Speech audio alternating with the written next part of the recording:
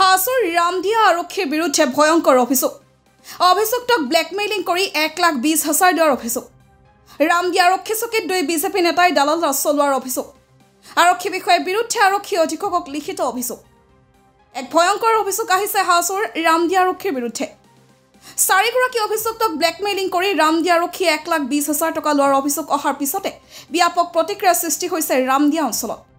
Bridge কৰি থকা 4 যুৱকক ধৰি নিছিল ৰামদিয়া আৰক্ষীয়ে। দালালৰ ৰম্যভূমিত পৰিণত হোৱাৰ অভিযোগ উঠিছে ৰামদিয়া আৰক্ষী চকীৰ বিৰুদ্ধে। অভিযোগ মতে দিনে নিশাই দালালেৰে গিজগিজাই থকা ৰামদিয়া আৰক্ষী চকী সামান্য অভিযোগতে আৰক্ষীয়ে দালালৰ জৰিয়তে লাখ লাখ টকাৰ দৰদাম চলোৱাৰ গুৰুতৰ অভিযোগ আহিছে। আমি থানা যদি যাওঁ আজিকালি দালালৰ তলে থানাৰ চোতাল দি সোমাব নোৱাৰোঁ। পুলিচটো ভিতৰতে থাকে মানে থানা মানে দালালকেইটাই থানা হয় দালালৰ চোতালে থানাত সোমাব নোৱাৰোঁ। এইখিনি দালাল ৰাজটো থানাত বন্ধ হ'ব লাগে। অভিযোগ মতে যোৱা 23 মাৰ্চত তাপাবৰীৰ উমৰ আলী, সাইফুল ইছলাম, আছান আলী আৰু মহিবৰ আলীয়ে মাকৈ উঠোৱা হাজিৰা কাম কৰি আছিল। নিশা সোমবৰীয়া বজাৰৰ ওচৰৰ কৰিম আলীৰ বাসগৃহত নিশাৰ খাদ্যৰ আয়োজন কৰি ব্ৰিজ খেলি থকাৰ সময়তে ৰামদিয়া আৰক্ষী চকীৰ এটা দল উপস্থিত হয় ঠাইখিনিত।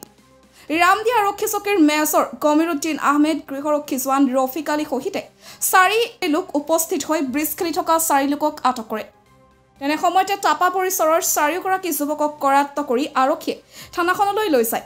মানে মোৰে ক'লা মোক যে খানা খাম আমি। ঠিক আছে, ক'ত খানা খাব কৈছে কৰমৰ ঘৰত। গ'লোঁ খানা খাবলৈ ৰাতি 8টামান বজাত। ৰাতি 8টা বজাত খানা খাবলৈ গ'লে ইফালে যাই কিনে চাওঁ ৰুটি বনাই আছে। বনাই থাকোঁতে টাইম লাগি আছে। ইফালে কৈ আছে এনেই বহি থকাতকৈ টাইম পাছ কৰোঁ। টাইম ইফালে ঘৰতে টাচ আছিল, তাতে টাচ থাকোঁতে কৈছে আমি খেলোঁ। এনেই টাইম এইটো ৰামিনা এই কি বুলি কয় মেৰেজ খেলে, এই মেৰেজ খেলি আছে। খেলি থকাৰ পিছত এনেকৈ আহি 1 ঘণ্টাৰ পিছত পুলিচ আহি আকৌ ৰিটাৰ্ণ ধৰি দিছে। সি ধৰি দি কিনে তাক অশ্লীল ব্যৱহাৰ কৰিছে। তাৰপিছত পুলিচে লৈ গ'ল। লৈ যোৱাৰ পিছত থানাত লৈ গ'ল। আৰক্ষীৰ দলটোৱে দালালৰ জৰিয়তে 4 যুৱকৰ পৰা 2 লাখ টকা দাবী কৰি 1,20,000 টকা অৱশেষত দিব লাগিব বুলি জনায়। পিছত ৰূপান্তৰ হৈ 80,000 টকা দি 4 যুৱকে নিশাই আৰক্ষী চকীৰ পৰা ওলাই আহে যদিও বাকী 40,000 টকা আদায় দিব নোৱাৰাত চৰম ভাবুকিৰ সন্মুখীন হৈ অহা বুলি অভিযোগ আনি ন্যায় বিচাৰি কামৰূপ গ্ৰাম্য আৰক্ষী অধীক্ষকৰ ওচৰত লিখিত অভিযোগ দাখিল কৰে।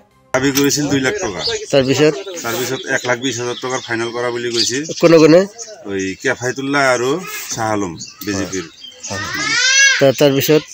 তাৰপিছত এতিয়া আমাৰ উপায় নাই, আমাক ভয় খুৱাইছে। সাংবাদিক আহিব, নিউজ হ'ব, মোক সিহঁতক 1,20,000 টকা স্বীকাৰ কৰি 80,000 টকা কেছ দিছোঁ আৰু 40,000 টকাৰ আমিনে জামিন হৈ আহিছে। এতিয়া ফোন কৰি আছে মানে আমিনক জব্দ কৰিছিল 40,000 টকা লাগে বুলি। অভিযোগ মতে স্থানীয় বিজেপি নেতা কেফাইতুল্লাহ আৰু শাহ আলমে জমিদাৰ আমিনুল খানক ঘৰত আবদ্ধ কৰি ৰাখি জমিদাৰ আমিনুলৰ পৰা ফোন পে'ৰ জৰিয়তে 20,000 টকা সংগ্ৰহ কৰাৰ অভিযোগ উঠিছে। 1,20,000 টকা লাগব সিহঁতক জামিন কৰোঁতে। কিমান টকা খুজিছিল? 1,20,000 খুজিছে। কৈছে 1,20,000 ফাইনেল কৰিছোঁ আমি, পইচাখিনি দিব লাগে। মই 20,000 টকা কৈছোঁ পইচাটো অনা নাই, মই 20,000 টকা লৈ আহিছোঁ, মোৰ লগত তাৰ পইচা নাই বাদ বাকী। কৈছে 20,000 টকাটো ফোন পে' মাৰ মোক। মই কেফাৰ ফোন নম্বৰত মাৰি দিছোঁ।